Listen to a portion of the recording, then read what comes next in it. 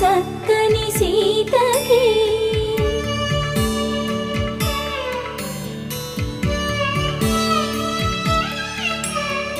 ఎర్ర జాబిలి చేయి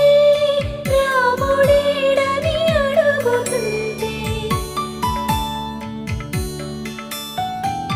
చూడలేదని పెదవి చెప్పే చెప్పలేమని కనులు చెప్పే నల్ల పూసైన